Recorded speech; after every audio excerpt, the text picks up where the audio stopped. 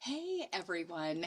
So I want to really start this portion of the training off with some really clear evidence for you so that you know exactly where we're headed inside of our mastermind together. And one of the things that I really want to get us started the way we want to, kind of putting that best foot forward, start the way you want to end, right? Have you ever heard that phrase? And I really feel that laying the foundation for this is really going to be helpful as we really identify and clarify what branding is. Because as I've mentioned, branding is a buzzword right now. A lot of people are talking about it. It can be really confusing, and people often mistake what branding really is. In fact, a lot of people will start to identify pieces of really marketing and they are going to try to pull them off like they're branding. And so I want to give you a really clear foundation before we get started. So I'm going to give you this 30,000 feet overview. I'm going to give you this big picture, high level view that I want to just make sure we really get clear on where we're starting. And so where I want to start right now is talking about branding. And as I've already alluded to, branding is not the same as marketing. Your brand is what anchors your marketing. Okay. Remember, if you've seen me do this illustration before, that your marketing and what you see, your social media, your website, your email campaigns, all of those things are the waves of that you see.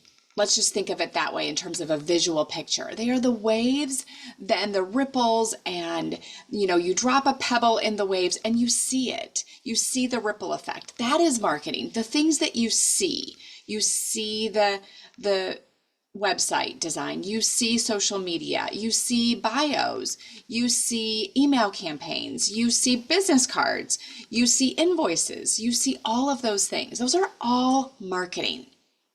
What I want you to remember is that your brand strategy is under the surface of the water. It's like that powerful part of the ocean that really creates all of the energy and the life, and everything that happens underneath those waves is all happening because there is energy and activity underneath the water. And so consider your brand strategy as that under the surface, okay? It's not always going to look sexy. It's not always going to be pretty. But if you don't have that solid foundation for your brand, your marketing isn't going to work. Your ROI is going to be in the tank.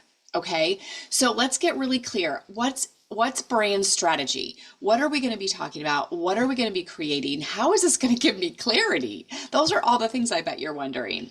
So a brand strategy does give you clarity and it saves you time and money. The strategy is the driving force behind the marketing, as I've already said. And actually, the strategy is the driving force even behind the brand. And so it's going to give you that clarity inside of your brand so that everything makes sense, that the messaging, the tone, the visuals, the colors, the mood, the feel, who you're talking to, what you're talking about, it all is going to be driven by the brand strategy. Okay, so that is going to save you time and money, because if you start marketing, maybe you're even in the place where you're paying for ads, or you've boosted some social media campaigns, and you're really just like throwing money out the window because the brand strategy is the driving force of that marketing. Okay, so let's talk about your brand. What is your brand? You probably have heard me say also, your brand, here's my short definition, okay? It's how you want to be remembered and who you want to be remembered by. That is your brand, okay? So getting really clear on that is so essential. In fact, it is essential. It is not a nice to have, it is essential.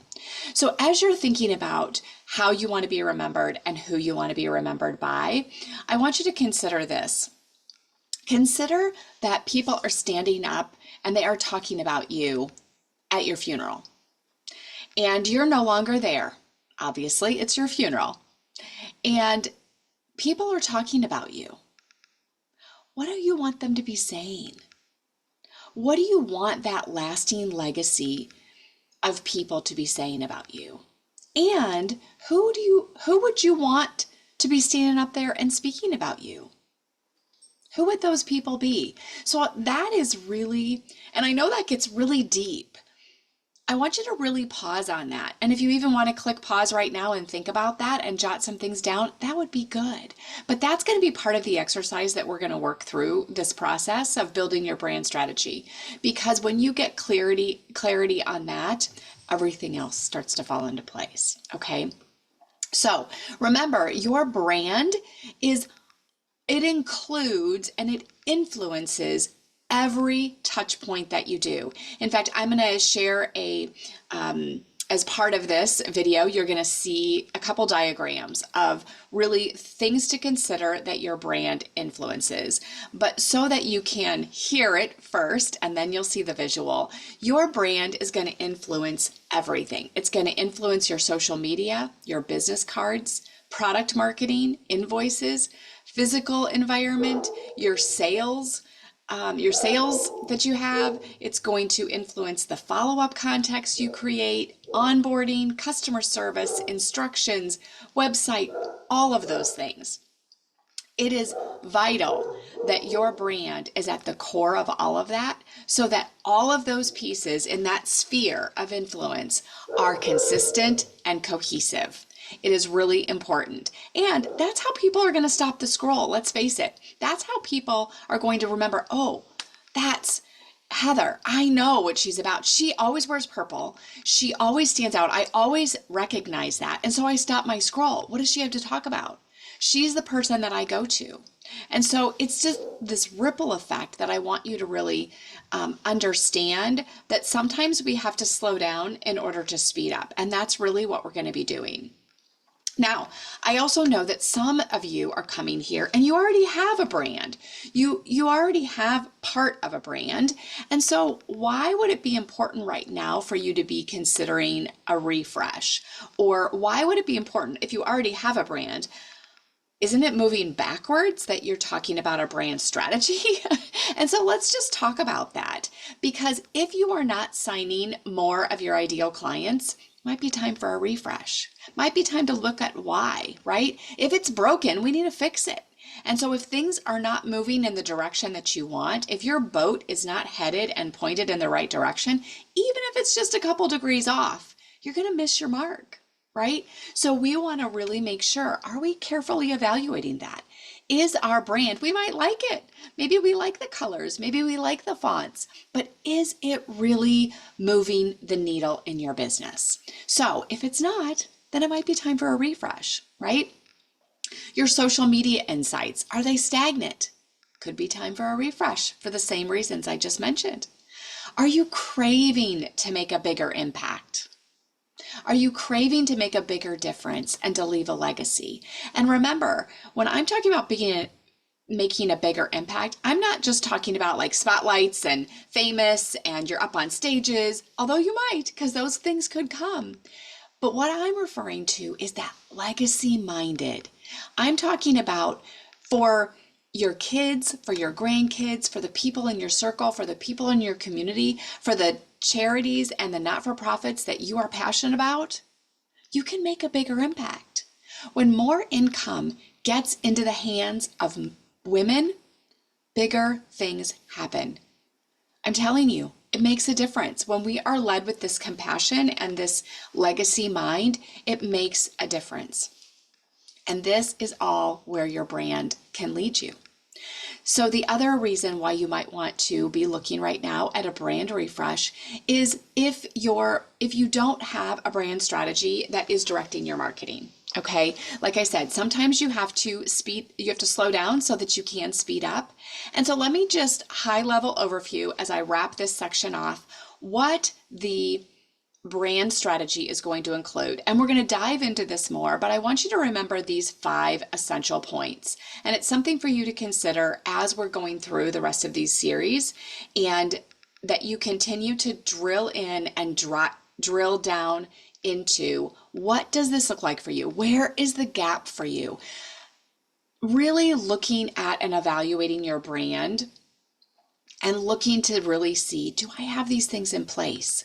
Where can I get better? Where do I need to go deeper in my messaging and my core values? Okay, so these are 5 essential things that are going to anchor your brand. Okay, and it spells out the acronym BRAND. The first is B, and you can jot that down. Belief in your brand. B.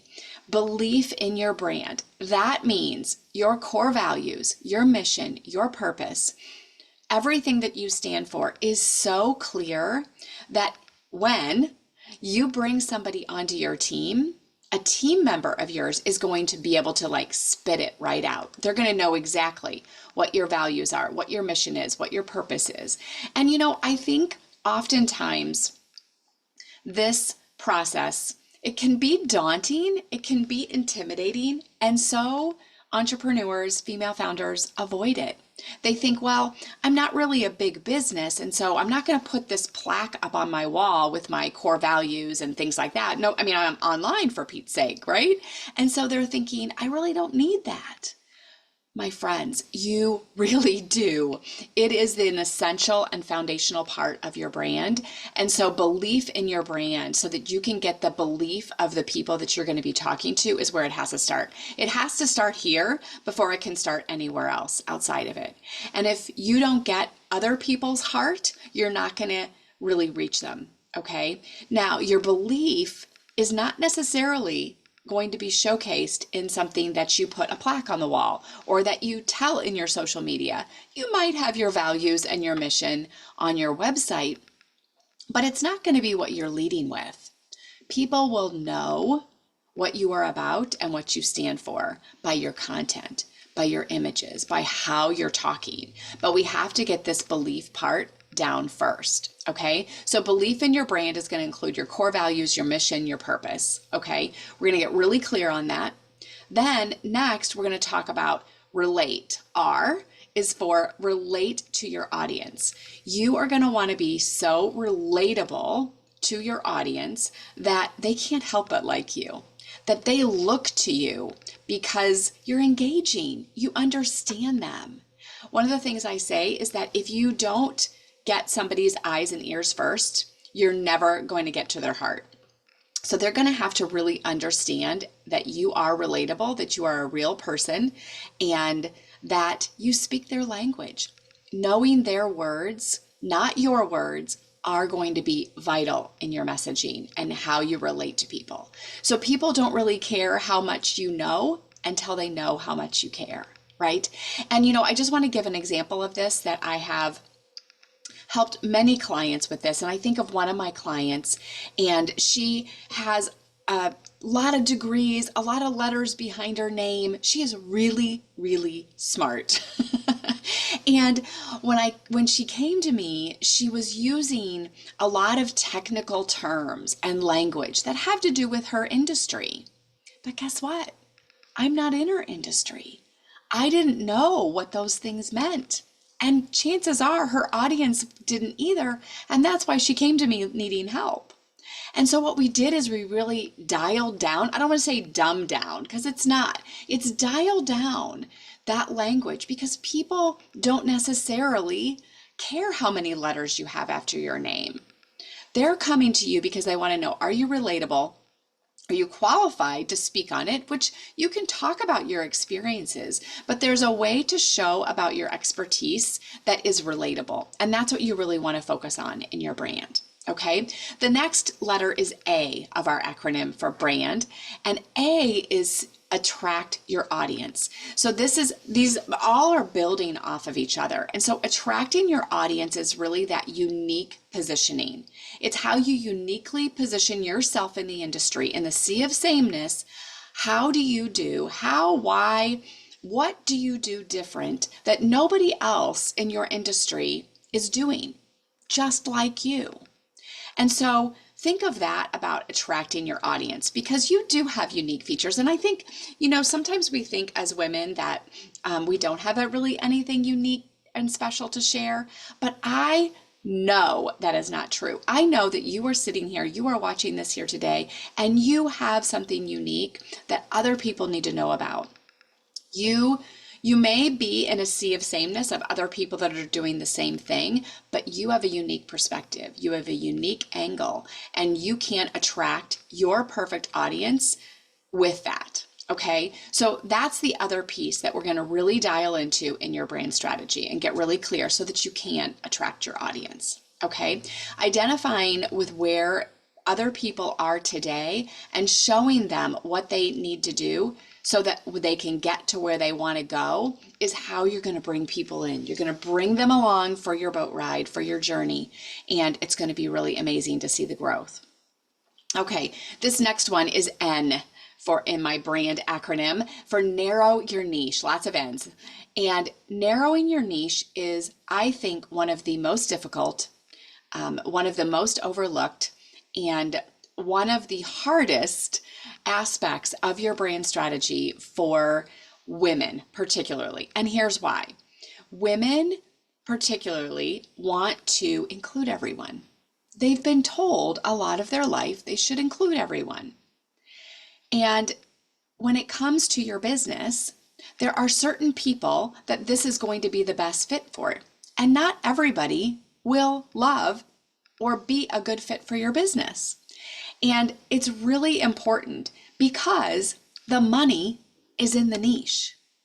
When you narrow your niche, you will make more money. It is better to have a few loyal clients than a funnel full of followers. Those followers are not paying you anything. Those clients are paying you money. So as you're considering your niche, the other thing I want you to really consider, and I do go through these things too in my blueprint. So you're going to get access to this. It's going to be amazing. I want you to really dial this in, and I don't want you to overlook this because too many times people do overlook it, and what happens is nobody feels like they're seen. And so an example would be, think of a skincare company. So let's say you offer skincare or skincare products or something with health and wellness, okay? And so you might say, well, who's your niche? And you might say, and I've had people say this to me, well, anyone with skin. Well, anyone who wants to get healthy. Okay, first of all, everyone has skin. And not everyone is going to say they want to be healthy, but that's not even going to be the language that they use. And so really dialing in on what is the language, what are the problems that they are facing, and what makes that a perfect fit for you and your unique opportunity. So I want you to really consider, who do you love working with? Who do you love being around? Who is your best client? Who has the money to pay you for the products or services that you do? You are not a not-for-profit. Well, you could be a not-for-profit agency, but if you are not-for-profit, you're going to need donors too. So if you need people that have money, that is what makes the economy go. That is what, you can give your time, but you also are called to give your talents and your treasures. And so I want you to really get clear on who is that person that you are speaking to. If you try to speak to everyone, you are really speaking to no one. Okay? All right. The next aspect, and this is the last part of your brand. This is when you finally get to the place where you start designing your visuals. This is the place that you start designing your colors, your fonts that align with your brand. And this is going to be each of these topics that I've talked about, BRAND. I'm going to dial in a separate training that I'm going to go really deep into each one. This is the high level overview of the entire brand that we're going to be unpacking. And so when we get to the D part, the design your visuals, this is when we have done all of the preliminary work. We've done all of the foundational work. So now is when we know what to design, what it should look like, what it should feel like, what the colors should be, because there is psychology in there, my friends. And so if you already have a logo, a personal brand logo, if you already have things that you've been using, I want you to also right now be open to refreshing it. Be open to the possibility that once you've created all of these other things that we've talked about, the belief in your brand, the relatability, attracting your audience, your narrow niche, once you've done all the things, you may take a look at your visuals and you might say, gosh, these really do not match. They're like a mist. They're like two ships passing in the night and they just don't reach each other. So we want something that is completely on target. And so I want you to keep an open mind when it comes to this, because sometimes people get really, they really start to think, you know what, but I really like this. They get really attached, and you're going to start to see as we go through this whole brand process and when we get to the visuals that you might start to see that, you know what, it's not exactly the best fit. Let's see what changes we can do to make it better for the brand strategy.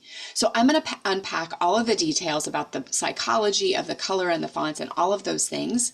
And I want you to just think about that if you do not have any of these things in place, you are shipwrecking your brand. You are shipwrecking your entire brand without a strategy. When you don't have a compass and you don't have a map to tell you how to get there, you're going to go off course. You're going to crash into an island that you were not intending to be on. And so those are the reasons why it is so important to anchor your business on your brand strategy. And that is really where we're going to get started. So I'd love to know how this was helpful, and we're going to keep going.